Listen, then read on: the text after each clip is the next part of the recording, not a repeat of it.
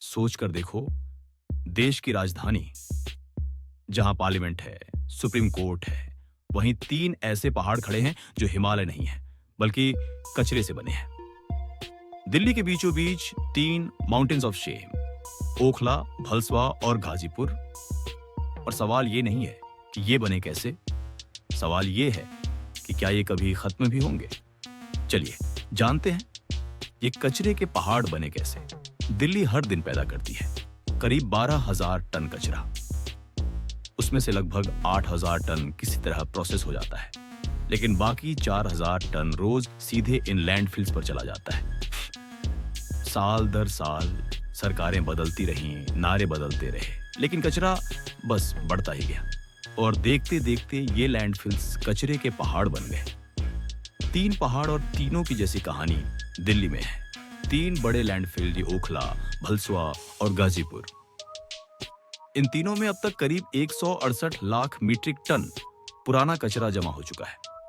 सरकार ने कहा बायो माइनिंग करेंगे, पुराना कचरा हटाएंगे, और सच ये है कि 2022 के बाद से लगभग 79 लाख टन कचरा प्रोसेस भी हुआ है।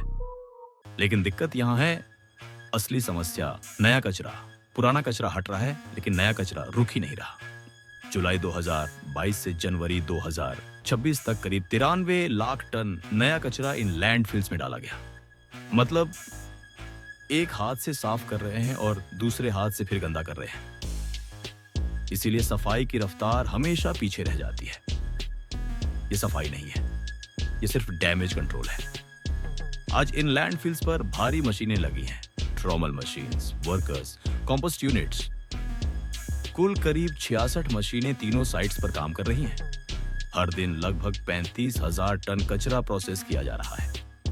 लेकिन जब रोज हजारों टन नया कचरा आएगा तो सवाल उठता है, क्या हम आगे बढ़ रहे हैं या बस वहीं खड़े हैं? ये सच है या सपना? सरकार ने डेडलाइंस दी, ओखला 2026, भलसवा 2026, गाजीपुर 2027। लेकिन इससे पहले भी डेडलाइंस आई और निकल गई। कागजों में तो सब साफ था, बट ग्राउंड रियलिटी में सब वैसा ही था। दिल्ली में कचरा समस्या नहीं है, कचरा मैनेजमेंट की नीयत समस्या है। आखिर गलती किसकी है, सरकार की या हमारी? 6 से 7 मिनट। सवाल ये नहीं है कि सरकार क्या कर रही है, सवाल ये है हम क्या कर रहे हैं। क्या हम कचरा अलग करते हैं? क्या हम प्लास्टिक कम करते हैं? क्या हम सोचते हैं कि जो फेंक रहे हैं वो जाएगा कहां?